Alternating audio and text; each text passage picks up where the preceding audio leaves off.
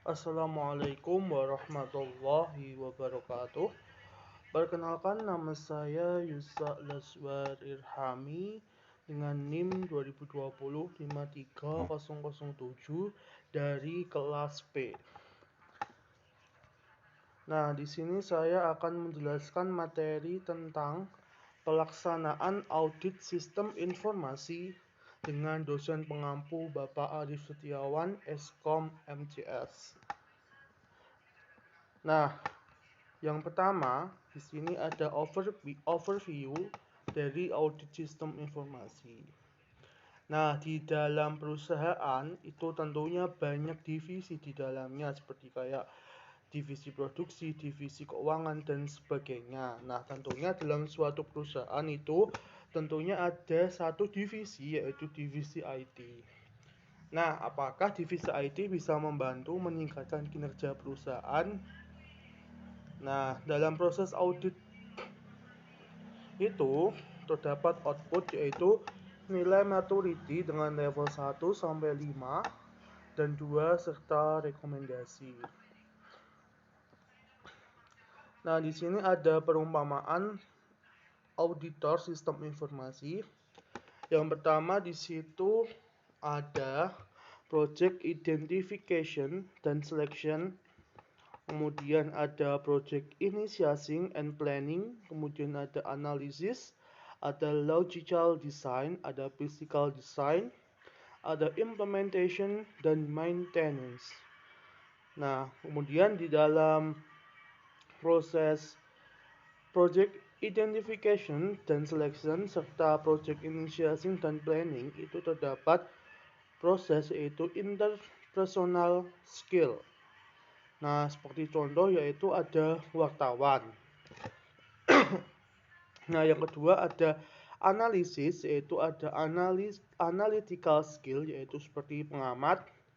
Kemudian ada logical design serta physical design, yaitu ada kompetensi, yaitu management skill, yaitu seperti manager.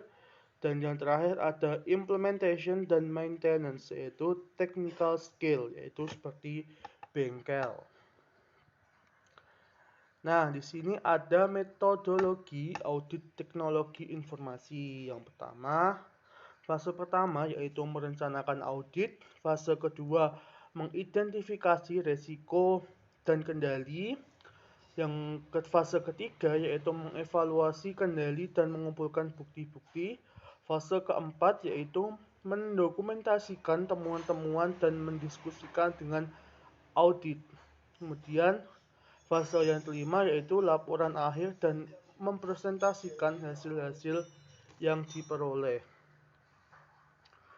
Nah, di sini ada waktu audit, di sini ada pre dan post.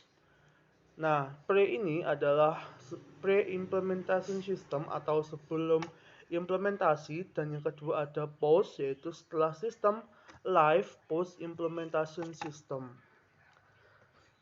Nah, selanjutnya di sini ada manfaat audit pre-implementation system. Yang pertama yaitu institusi dapat mengetahui apakah sistem yang dibuat sesuai dengan kebutuhan ataupun memenuhi acceptance kriteria. Yang kedua, mengetahui apakah pemakai telah siap menggunakan sistem tersebut. Yang ketiga, mengetahui apakah outcome sesuai dengan harapan manajemen. Kemudian selanjutnya ada manfaat audit post implementation system. Yang pertama yaitu institusi mendapat masukan atas resiko-resiko yang masih ada dan saran untuk penanganannya. Yang kedua ada masukan-masukan tersebut dimasukkan dalam agenda penyempurnaan sistem, perencanaan strategis dan anggaran pada periode berikutnya. Yang ketiga ada bahan untuk perencanaan strategis dan rencana anggaran di masa mendatang. Yang keempat, memberikan reasonable assurance bahwa sistem informasi telah sesuai dengan kebijakan atau prosedur yang ditetapkan. Yang kelima, membantu memastikan bahwa jejak pemeriksaan audit telah diaktifkan dan dapat digunakan oleh manajemen, auditor maupun pihak lain yang berwenang untuk melakukan pemeriksaan. Yang keenam, membantu dalam penilaian apakah initial proposed values telah terrealisasi dan saran tindak lanjutnya. Nah, selanjutnya di sini ada contoh audit sistem informasi berdasarkan waktu audit. Nah, di sini ada contoh audit pre-implementation, yaitu yang pertama ada rancangan sistem, rancangan database, rancangan interface, arsitektur jaringan, serta rancangan sekuritas sistem.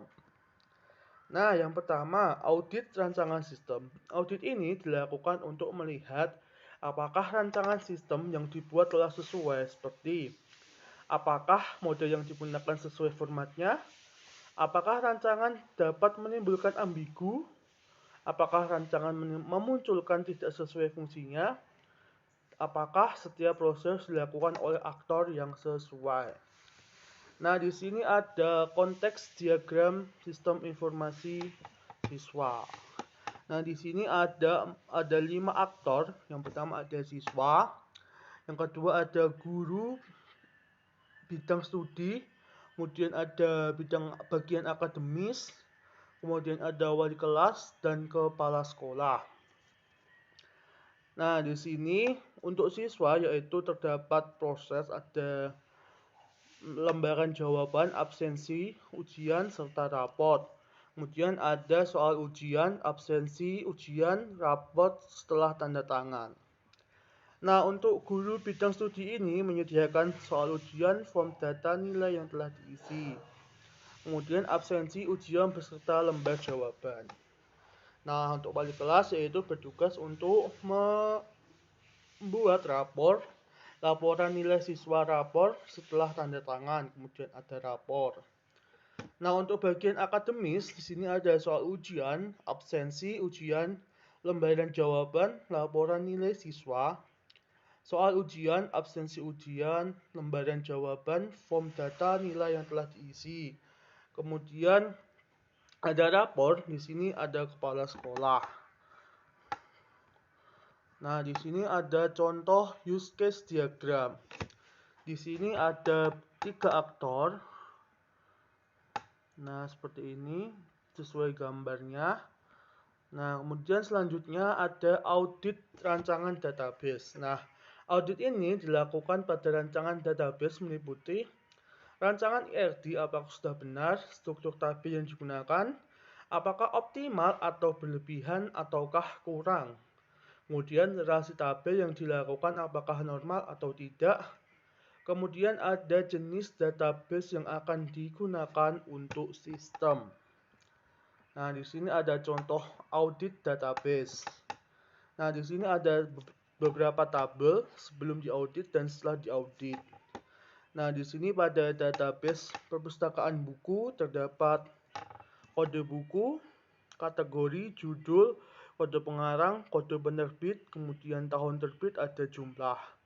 Untuk perpustakaan pada user yaitu ada ID user, nama, alamat, nomor HP, kategori, username, dan password.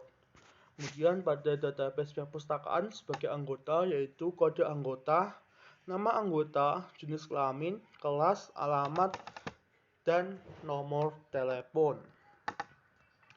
Selanjutnya yaitu audit rancangan interface.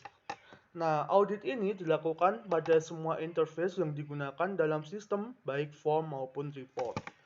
Standar umum pembuatan form dan report. Yang pertama ada meaningful title atau judul form atau report harus penuh arti dan mewakili objek di dalamnya. Kemudian ada meaningful information yaitu informasi harus penuh arti. Kemudian ada balance layout yaitu keseimbangan tata letak. Dan yang terakhir ada easy navigation yaitu kemudahan arah petunjuk. Nah, selanjutnya ada audit arsitektur jaringan. Pada audit ini dilakukan untuk melihat arsitektur jaringan yang digunakan pada sistem apakah sudah sesuai. Yang pertama, apakah yang membuat efektif proses sistemnya, apakah efisien biaya investasinya, dan yang terakhir apakah support untuk pengembangan ke depannya. Nah, di sini ada contoh arsitektur jaringan. Seperti pada gambar ini sudah terlihat. Kemudian selanjutnya yaitu audit rancangan sekuritas sistem. Pada audit ini dilakukan untuk melihat rancangan keamanan yang digunakan dalam sistem. Yaitu ada 3 poin. Yang pertama, apakah ada sekuritas pada jaringan komputer?